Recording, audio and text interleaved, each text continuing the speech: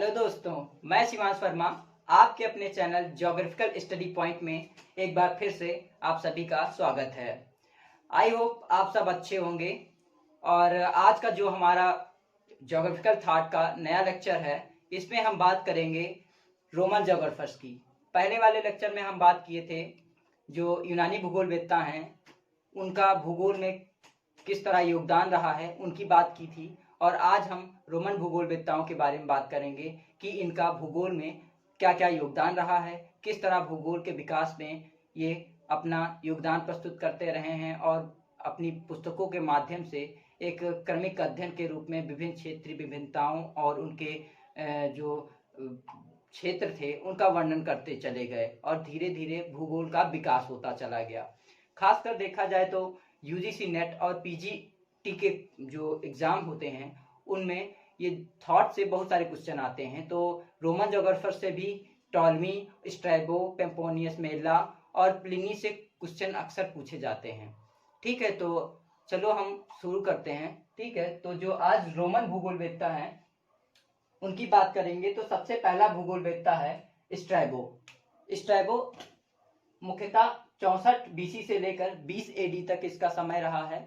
और इसके अलावा अगर जो बात करें जब यह रोमन भूगोलवेत्ताओं की शुरुआत हुई तो उससे रिलेटेड हम बता देते हैं आपको कि यह जो विकास हुआ यह मुख्यतः देखा जाए तो यूनानी भूगोलवेत्ताओं के धीरे धीरे उनका शासन समाप्त होता चला गया, तो उसके बाद रोमन भूगोलवेत्ताओं का विकास हुआ और इनका मुख्य केंद्र बिंदु रोम था, जो इटली के टाइबर नदी के तट पर रोम नामक नगर था। वहां से इस सभ्यता का विकास हुआ। वहीं से अलेक्जेंड्रिया ये शिक्षा का प्रमुख केंद्र यानी कि पुस्तकालय के रूप में, जहां से ये भूगोलवेत्ताओं ने ये प्रमुख पुस्तकें और भूगोल के विकास में प्रमुख योगदान दिया। ठीक है, तो वहीं से आते हैं हमारे स्ट्रैबो। तो स्ट्रैबो मुख्यतः इनका क्या उद्देश्य था कि जैसे इन सभी भूगोलवेत्ताओं के उद्देश्य की अगर देखा जाए तो ये पहले जो मतलब सिद्धांतों के पक्ष में नहीं रहते थे। इनका मुख्य कार्य था कि कार्यात्मक पक्षों पर अधिक जोर दिया जाए और किन किन क्षेत्रों में, जैसे कि इन्होंने विकास के बारे में अगर देखा जाए तो प्रादेशिक भूगोल, भौतिक भूगोल और मतलब कि राजनीतिक भूगोल और गणितीय भूगोल में खासकर प्रमुख योगदान दिया है। ठीक है, तो अगर स्ट्रैबो की बात की जाए तो स्ट्रैबो मुख्यतः असीमिया में इनका जन्म हुआ था। बाद में अलेक्जेंड्रिया से मुख्यतः ज्योग्राफी के लिए इन्होंने कार्य करना प्रारंभ कर दिया। फिर इन्होंने क्या बताया कि जो प्रमुख जैसे जो विकास हुआ ज्योग्राफिकल में, तो उन्होंने क्या किया कि जो क्षेत्रों की यात्राएं हैं, जैसे कि इन्होंने जो साइने नामक नगर था वहां से यात्रा स्टार्ट की। उसके बाद ये इथियोपिया तक गए, इथियोपिया तक, दक्षिण में इथियोपिया तक इन्होंने यात्राएं की। और जो भूमध्य सागर का क्षेत्र है, ठीक है, उसके आसपास के देशों में इन्होंने यात्राएं की। ठीक है, फिर उसी के आधार पर इन्होंने विश्व भूगोल को मतलब जो इन्होंने क्या किया है, जो अपने ऐतिहासिक इतिवृत्त के रूप में 43 पुस्तकों को इन्होंने लिखा। ऐतिहासिक इतिवृत्त के रूप में 43 पुस्तकों को लिखा। उसी में से 17 खंडों के में एक इंसाइक्लोपीडिया यानी भौगोलिक विश्वकोश के रूप में ज्योग्राफिया नामक पुस्तक में मुख्यतः सभी देशों का वर्णन किया है। तो यह 17 खंडों में प्रकाशित हुई थी। इनकी कौन सी पुस्तक थी? ज्योग्राफिया। ठीक है, लिख देते हैं।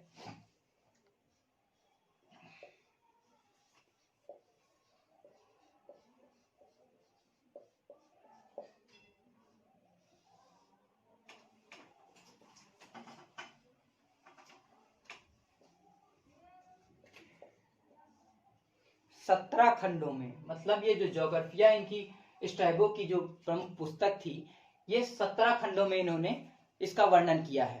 ठीक है, और इस खंडों में इन्होंने क्या बताया है कि जो विभिन्न देशों की, जैसे कि उनके राजनीतिक, प्रादेशिक और भौतिक और जो गणितीय भूगोल से संबंधित इन्होंने उसमें जानकारी प्रस्तुत की है या वर्णन किया है। और इसके आधार पर इन्होंने क्या बताया है कि जैसे जो मिस्र के देशों में और जो भूमध्य सागरीय देशों में वहाँ का कल्चर कैसा था, वहाँ की वेशभूषा क्या थी, और वहाँ की जो क्षेत्रों का वर्णन, उनकी उत्पादकता, मतलब कि प्राकृतिक उत्पादकता, और जो विभिन्न उच्चावच और इस तरह का वर्णन इन्होंने अपनी पुस्तक में किया।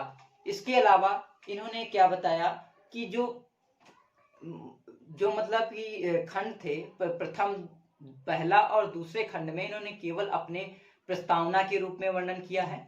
फिर जो इनका 11 से लेकर 16वें खंड तक इन्होंने एशिया के देशों का भौगोलिक वर्णन प्रस्तुत किया है।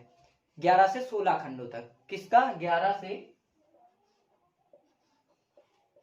16 खंडों तक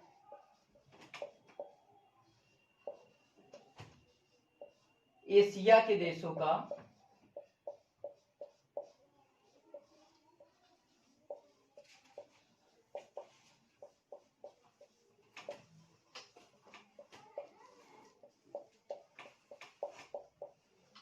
भौगोलिक वर्णन,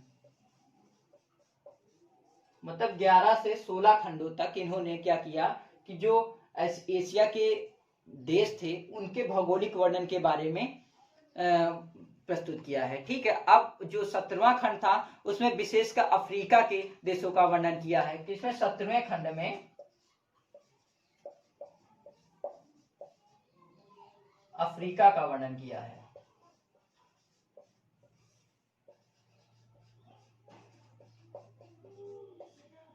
17वें खंड में किसका? अफ्रीका का वर्णन किया है, अफ्रीका के देशों का वर्णन किया है। इसमें खासकर 2/3 भाग पर, मतलब 2/3 वर्णन में इन्होंने मिस्र के विभिन्न क्या कहते हैं क्षेत्रों का वर्णन प्रस्तुत किया है, तथा उनके जो नदियां, तथा उनके जो क्या कहते हैं, जो उत्तर से दक्षिण तक एक क्रमबद्ध रूप से एक विस्तृत वर्णन प्रस्तुत किया है, जो 2/3 17वें खंड में 2/3 भाग पर आता है। ठीक है। तो इसके आधार पर इन्होंने 17 खंडों का एक विश्व कोश लिखा, जिसे जियोग्राफिया कहते हैं, जैसे कि हम लिख चुके हैं। खासकर यह सबसे महत्वपूर्ण ग्रंथ माना जाता है, और ये पहले ऐसे विद्वान थे जिन्होंने भूगोल की चारों शाखाओं का जिक्र किया था, भौतिक भूगोल और राजनीतिक भूगोल, गणितीय भूगोल और ऐतिहासिक भूगोल, ये चारों शाखाओं को एक में सम्मिश्र करके, मतलब मिश्रित करके ज्योग्राफिया का निर्माण किया था। जो पहले भूगोलवेत्ता माने जाते, जो भूगोल की चारों शाखाओं को मिलाकर एक ग्रंथ का निर्माण किया था। ठीक है। तो अब इनके जो हम मैप के माध्यम से इनको समझ लेते हैं। ठीक है। तो इनके मैप के माध्यम से समझ सकते हैं। तो जो मैप है तो उसको देख लेते हैं। चलिए स्टार्ट करते हैं मैप को। स्ट्रैबो के वर्ल्ड मैप की बात करें तो इन्होंने अपने वर्ल्ड मैप में बताया कि 3 महाद्वीपों को दिखाया है। एशिया को दिखाया है, यूरोप को दिखाया है, और जो अफ्रीका, लीबिया यहाँ पे देश दिखाया है, लेकिन ये अफ्रीका, 3 महाद्वीपों को मुख्यतः दिखाया है। और इन्होंने मुख्यतः ये देखा है कि जो कुछ विद्वानों ने कैस्पियन सागर को आंतरिक सागर के रूप में माना है, लेकिन इन्होंने इसे खुला सागर दिखाया है, मतलब कैस्पियन सागर को एक खुला सागर के रूप में दिखाया है स्ट्रैबो ने। और इन्होंने भारत को इस तरह का दिखाया है, जिसमें उन्होंने गंगा नदी, ये गंगा नदी है, ठीक है, ये गंगा नदी है, और ये सिंधु नदी को दिखाया है। उसके अलावा इन्होंने क्या बताया है कि जो यूरोप और अफ्रीका के मध्य भूमध्य सागर को दिखाया हुआ है, और उसके चारों तरफ, पूरे विश्व को के चारों तरफ इन्होंने सागर को दिखाया। इधर भी सागर को दिखाया है, इधर भी सागर को दिखाया है, इधर भी सागर को दिखाया है, और भारत के नीचे भी सागर को दिखाया है। और ये टेट्राबोन टाइप का ये जो द्वीप दिखाया गया, ये हालांकि श्रीलंका को दिखाया है इस रूप में। इसको नाम दिया है टेट्राबोन, ठीक है। और उसके बाद जो अरब की तरफ जो नदियाँ आती हैं उनका वर्णन किया है इन्होंने, और जो अरब प्रायद्वीप है उसको भी दिखाया गया है। तो इस तरह इन्होंने अपने वर्ल्ड मैप को एक उस टाइप के रूप से दिखाया है कि जैसे जितना उन्होंने खास कर रीजन इधर इस तरफ नील नदी के तरफ, ये नील नदी है, ये नील नदी है, तो इसके तरफ का जो एरिया इन्होंने लगभग मतलब इसका वो किया था, यात्रा की थी, तो इस क्षेत्र को इन्होंने वर्णन किया है। और भूमध्य सागर के आसपास का ये क्षेत्र, ठीक है, इसको इन्होंने मुख्यतः दिखाया है कि इस श्रेणी जैसे इटली, लीबिया और आइबेरिया, इस तरह के प्रायद्वीपों को इन्होंने दिखाया है। तो इस तरह इनको देख सकते हैं मुख्यतः, तो देख सकते हैं, ठीक है। दूसरा है पंपोनियस मेला। ठीक है, जो अगला हमारा है जोगोफस पंपोनियस मेला, जो फर्स्ट एडी के आसपास का समय था। यह स्पेन का इसमें इसका जन्म स्पेन में हुआ था, और इसने क्या किया कि भूमध्य सागरी जो देश थे उनकी यात्राएं की, और उनका वर्णन अपने ग्रंथों में उनके जो विशेषताएं थी क्षेत्रों की, और जलवायु कटिबंधों जो विश्व की जलवायु कटिबंधों को बांटा। तो इन्होंने क्या किया, जो अपनी पुस्तकें कास्मोग्राफी, सबसे पहली पुस्तक है कास्मोग्राफी।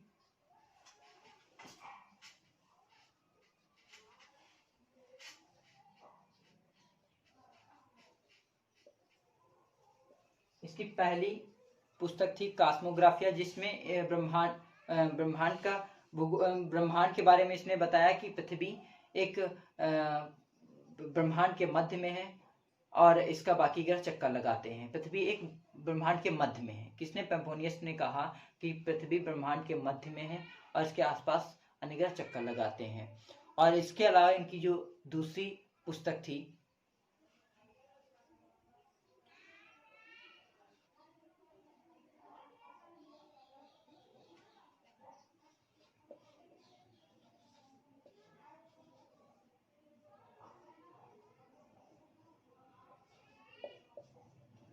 इनकी जो दूसरी पुस्तक थी स्काईलैक्स थी। ठीक है, तो इनकी जो दूसरी पुस्तक स्काईलैक्स थी, तो उसने इसमें क्या बताया इन्होंने कि जो विभिन्न जो भौतिक भूगोल और उसके जो आसपास के क्षेत्रों का, जैसे कि जो जिसमें ब्रह्मांड विज्ञान, और के साथ साथ इन्होंने क्या बताया, जो क्षेत्रों का वर्णन है, उनके जो विभिन्नताएं हैं, उनका वर्णन स्काईलैक्स में किया। और जो तीसरी है इनकी डिकोरोग्राफिया,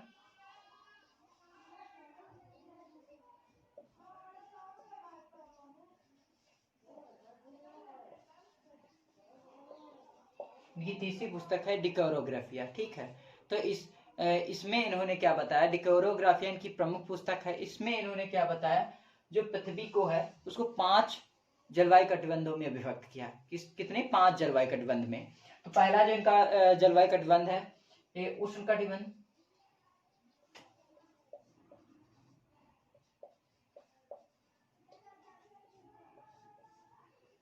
उत्तरी शीतोष्ण कटिबंध,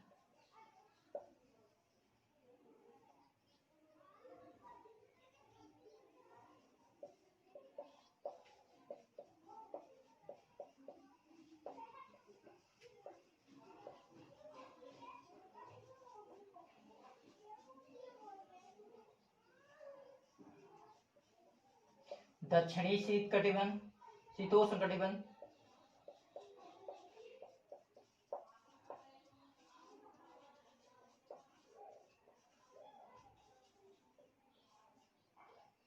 उत्तरी शीत कटिबंध,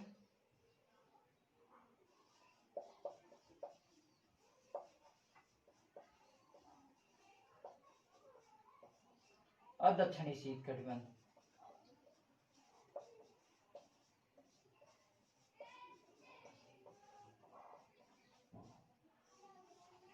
ठीक, तो क्या बताया पेम्पोनियस मेला ने कि जो डिकोरोग्राफिया नामक अपने पुस्तक में इन्होंने 5 जलवायु कटिबंधों में विभक्त किया पृथ्वी को। पहला था उष्ण कटिबंध, दूसरा उत्तरी शीतोष्ण कटिबंध, तीसरा दक्षिणी शीतोष्ण कटिबंध, और चौथा उत्तरी शीत कटिबंध, और पांचवा दक्षिणी शीत कटिबंध। ठीक, तो इस प्रकार इन्होंने मुख्यतः 5 जलवायु कटिबंधों में विभक्त किया है। ठीक है, और इसके अलावा अगर बात करें तो स्काईलैक्स, इसमें इन्होंने क्या बताया कि उत्तरी ध्रुव और दक्षिणी ध्रुव का भी जिक्र किया है। किसमें? स्काईलैक्स में। ठीक है, तो ये हो गए।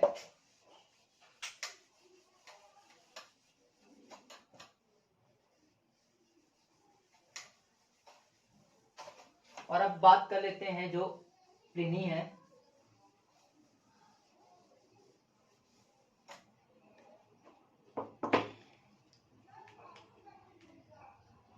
अगले हैं प्लिनी, जिनका समय 27 एडी से लेकर 79 एडी तक इनका समय रहा है, और ये इटली के में इनका जन्म हुआ था। और इन्होंने क्या बताया है कि जो पृथ्वी को मतलब एक गोली पिंड के रूप में बताया, पृथ्वी को एक गोली पिंड के रूप में बताया, और कहा पृथ्वी अपने अक्ष पर झुकी हुई है। और क्या कहा, इनका एक महत्वपूर्ण क्वेश्चन है कि बन जाता है कि किसने कहा था कि पहला ऐसा भूगोलवेत्ता कौन था जिसने कहा था कि पृथ्वी अपने अक्ष पर झुकी हुई है? तो पेपोनियस मेला थे, प्लिनी थे। इन्होंने क्या कहा कि पृथ्वी अपने अक्ष पर झुकी हुई है जिससे मौसम परिवर्तन होता है। ठीक है, क्या कहा? मौसम परिवर्तन होता है, पृथ्वी अपने अक्ष पर झुकी हुई है। ठीक है, तो ये हो गया। फिर उसके बाद इन्होंने क्या बताया, जो इनकी पुस्तक थी हिस्टोरिया नेचुरल्स, यानी पहली पुस्तक इनकी थी हिस्टोरिया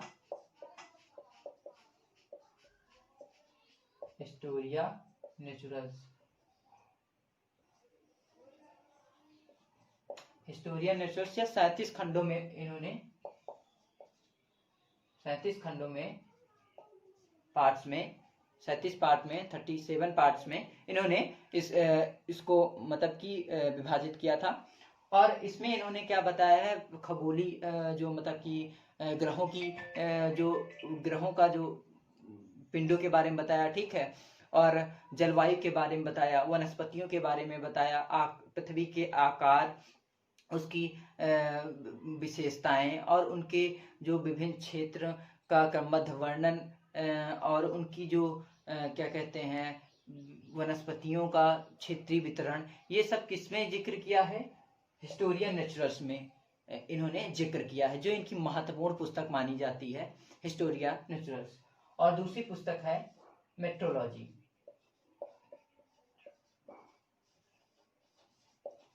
दूसरी इनकी पुस्तक है मेट्रोलॉजी, जो भौतिक भूगोल और जलवायु भूगोल पर का अध्ययन है। इसमें मुख्यतः इन्होंने भौतिक भूगोल से संबंधित जो क्या कहते हैं ज्वालामुखी और भूकंप, इन सब का जिक्र किया है, और जो विभिन्न वनस्पतियां और जलवायु कटिबंध और कहाँ की किस तरह की जलवायु है, उसका जिक्र ये मेट्रोलॉजी में किया है। इसके अलावा इनकी 2 युद्धों पर हैं, या ऐतिहासिक के रूप में कह सकते हैं, जो यात्रा के रूप में कह सकते हैं। तो इन्होंने एक जर्मनी के युद्ध पर इसने एक हिस्टोरी नामक बुक लिखी, मतलब जर्मनी के युद्ध पर एक हिस्ट्री नामक पुस्तक लिखी। और इसके अलावा जो इसके जो महत्वपूर्ण जो पुस्तक थी वो हिस्टोरिया नेचुरल्स और मेट्रोलॉजी ही महत्वपूर्ण मानी जाती है भूगोल के विकास में। ठीक है, तो अगले जो हमारे हैं इसके अलावा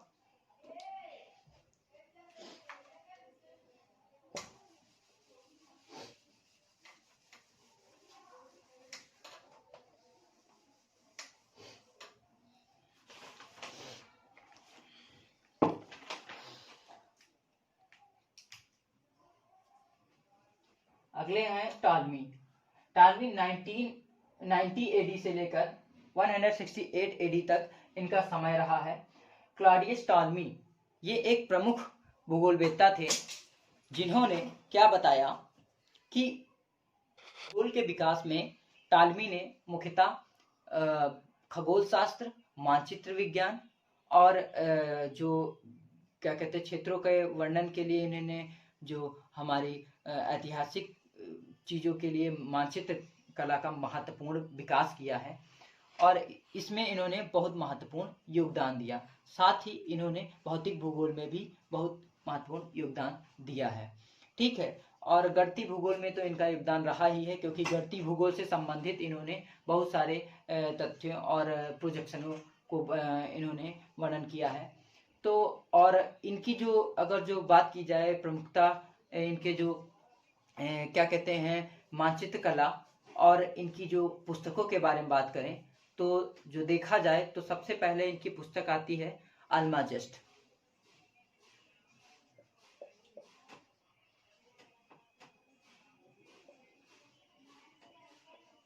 अल्माजेस्ट इनकी प्रथम पुस्तक थी। इसमें इन्होंने 1022 नक्षत्रों का जिक्र किया है। कितने? 1022 नक्षत्रों का, 22 नक्षत्रों का, मतलब कि जो स्टार्स का 1022 स्टार का जिक्र किया है। कितने में? अल्माजेस्ट में। ठीक है, और जो दूसरी इनकी पुस्तक है जो मुख्यतः एनालिमा,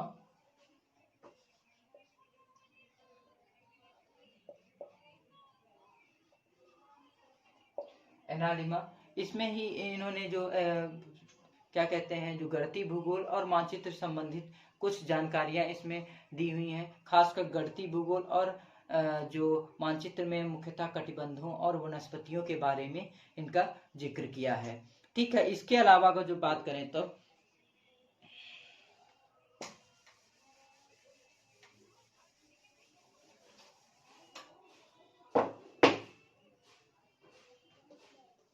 एक जियोग्राफिया इनकी थर्ड थी।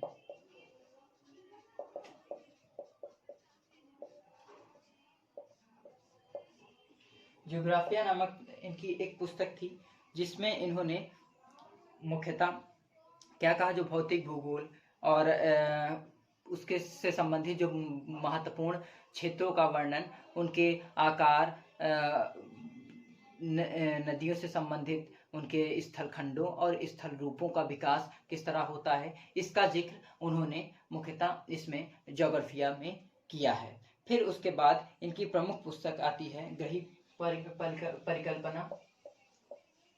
ग्रही परिकल्पना, ठीक, ये इनकी चौथी पुस्तक थी। ठीक है, तो इसमें इन्होंने क्या है कहा, जो प्रमुख पिंड है या जो खगोल शास्त्र में ग्रह हैं, उनके बारे में प्लानेटरी हाइपोथेसिस नामक बुक इन्होंने लिखी। और इसके अलावा इनकी जो महत्वपूर्ण योगदान रहा है, तो वो दो क्षेत्रों में रहा है कि इन्होंने एक प्रक्षेपों का निर्माण किया है मानचित्र विज्ञान के लिए। मानचित्र के लिए एक संशोधित कोनिकल प्रोजेक्शन का, मतलब मॉडिफाइड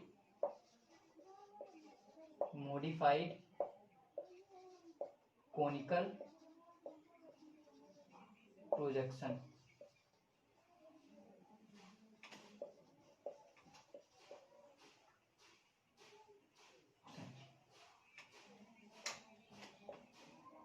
प्रोजेक्शन का जिक्र किया है। किसका? इसका जिक्र किया है मॉडिफाइड कोनिकल प्रोजेक्शन, यानी कि मॉडिफाइड कोनिकल प्रोजेक्शन यानी कि जो संशोधित शंक्वाकार प्रक्षेप का निर्माण किया। उसमें इन्होंने 360 देशांतरों को बताया, 360 देशांतरों को बताया, डिग्री देशांतरों को बताया, मतलब लॉन्गिट्यूड्स को बताया। और इसके साथ साथ इन्होंने इसी के बेस्ड पे इन्होंने अपने वर्ल्ड मैप को तैयार किया था, मतलब जो संशोधित शंक्वाकार प्रक्षेप था, इसी के आधार पर इन्होंने जो अपना मानचित्र का निर्माण किया था। इसके अलावा इन्होंने 2 प्रक्षेपों का और निर्माण किया है या बताया है। उसमें इन्होंने कौन सा बताया है? पहला है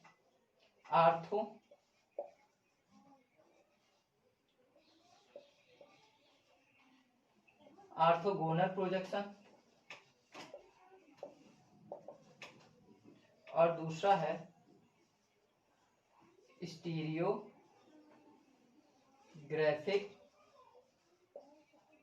प्रोजेक्शन।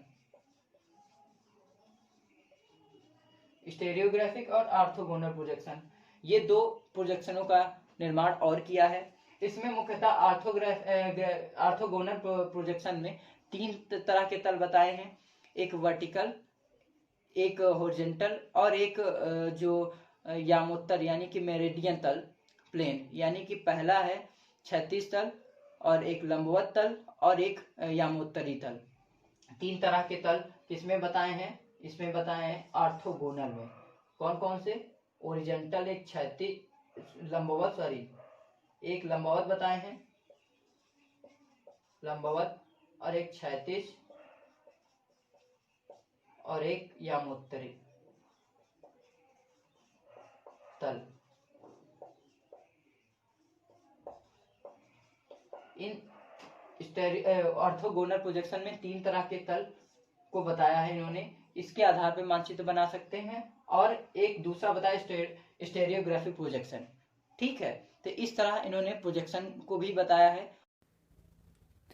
टॉलमी के मानचित्र में अगर जो हम बात करें मुख्यतः, तो इन्होंने क्या बताया है कि इन्होंने सबसे पहले तो विश्व के मानचित्र को 360 डिग्री देशांतरों में विभक्त किया।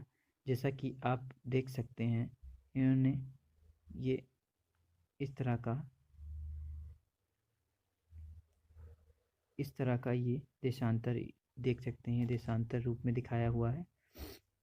ठीक है, और इन्होंने जो भूमध्य रेखा को दिखाया है, ये देख सकते हैं इक्वेटर, जो अफ्रीका के नील नदी को क्रॉस करते हुए इंडियन ओशियन से होकर, और यहाँ पे ये जो द्वीप दिखाया है, ये हमें अधिकांशतः श्रीलंका को ही दिखाया है, जैसे भारत की उत्तर में है, और इस तरह का इन्होंने ये दिखाया है। ये क्या है? इक्वेटर है, विषुवत रेखा। और इसके साथ साथ इन्होंने एशिया को, यूरोप को, अफ्रीका को, और ये जो अरेबिया प्रायद्वीप है, इसको दिखाया है। इंडियन ओशन को बताया है, भूमध्य सागर को भी दिखाया है यहाँ पे। और इसके साथ साथ इन्होंने जो इसके एंगल हैं उसको भी यहाँ पे दिखाया है, आप देख सकते हैं यहाँ पे। तो इस तरह एंगल भी इन्होंने दिखाया है। और इसके अलावा अगर देख लें तो इन्होंने नील नदी का वर्णन किया है, और ये जो ओशियन है, अटलांटिक ओशियन को भी यहाँ पे दिखाया है। और यहाँ पे भारत की गंगा नदी, यहाँ पे गंगा, ये सिंधु नदी और ये गंगा नदी यहाँ पे दिखाया है। और एशिया से जो अन्य इन नदियाँ निकलती हैं, कैस्पियन सागर को इन्होंने वन सागर दिखाया है। ठीक है, और उससे नदियाँ निकलने वाली नदियाँ कुछ कैस्पियन सागर में गिरते हुए दिखाया है। और बाकी अरब सागर को इस तरह का रूप में दिखाया गया है, इन्होंने दिखाया है। और ख़ासकर इसी वर्ल्ड मैप के आधार पर इनके वर्ल्ड मैप के आधार पर जो कोलंबस था, इन्हीं के आधार पर उसने पश्चिम की तरफ चलना प्रारंभ किया और भारत की खोज में निकला था। बाद में उसने नई दुनिया की खोज कर ली, यानी कि वो निकला था मुख्यतः यहाँ से निकला, और यह पूरब इधर की तरफ पश्चिम की तरफ चला, जिससे वो चाहता था कि भारत इधर पहुँच जाएंगे, अगर जो पृथ्वी गोल है तो हम इस तरफ पहुँच जाएंगे। लेकिन वह नई दुनिया अमेरिका के पास पहुँचा, और बाद में इन्हीं के मानचित्र को फॉलो करते हुए वास्को डी गामा ने फिर वह इधर से अफ्रीका होते हुए उसके तटीय भागों पर आते हुए, और इस तरह उसने भारत की इस तरफ नए रास्ते की खोज की थी। तो टॉलमी के मानचित्र को इस तरह देख सकते हैं। ठीक है, चलिए अगले भूगोलवेत्ता की तरफ चलते हैं। और इसके अलावा अगर जो देखा जाए तो हम बात कर लेते हैं सबसे पहले, जो अब इनके एक समरी के रूप में देख सकते हैं कि जो रोमन भूगोलवेत्ता हैं उसमें स्ट्रैबो, पोम्पोनियस मेला, प्लिनी और टॉलमी, मुख्यतः इन भूगोलवेत्ताओं ने भूगोल के विकास में महत्वपूर्ण योगदान दिया। इनकी प्रमुख पुस्तकों में अगर देखा जाए, स्ट्रैबो की चाहे पुस्तक हो, चाहे पोम्पोनियस मेला की हो, चाहे प्लिनी की हो, चाहे टॉलमी की हो, टॉलमी की मुख्यतः जो पुस्तक जियोग्राफिया और जो इनकी प्रमुख पुस्तक अल्माजेस्ट है, ये महत्वपूर्ण है। और प्लिनी की तो आप जानते ही, अल्माजेस्ट। और पेम्पोनियस मेला जो मुख्यतः एक क्षेत्रों के वर्णन के हिसाब से इन्होंने भूगोल के विकास में बहुत मतलब यात्रा के रूप में देखा और उनका वर्णन किया है, तो उसलिए ये बहुत महत्वपूर्ण है। और स्ट्रैबो तो है ही है। तो इस तरह हम जो भूगोल के विकास में रोमन भूगोलवेत्ताओं को बता चुके हैं। और अब अगला भी जो हमारा लेक्चर रहेगा वो जो न्यू जो जनरेशन स्टार्ट हुई, यानी कि जो नाविकों का काल रहा है। और हम डार्क एज तो नहीं पढ़ाएंगे क्योंकि डार्क एज में कुछ है नहीं, थोड़ा सा वर्णन दे देंगे कि जो जिसे अंधकार काल माना जाता है, 3rd AD से लेकर 12 शताब्दी AD तक समय था, वो डार्क एज है। अरब भूगोलवेत्ताओं का खास योगदान ज्योग्राफी में नहीं दिया गया है। और जबकि देखा जाए तो रोमन भूगोलवेत्ता और यूनानी भूगोलवेत्ताओं से वो बहुत काफी पीछे थे, इसलिए उनका जिक्र तो नहीं करेंगे। लेकिन सीधे डायरेक्ट आएंगे हम जो अगले वीडियो पे, तो वो रहेगा हमारा जो खासकर जो यात्राएं हुई हैं, नए द्वीपों की खोज हुई है, उनके बारे में हम अगला वीडियो आपके सामने रखेंगे। धन्यवाद।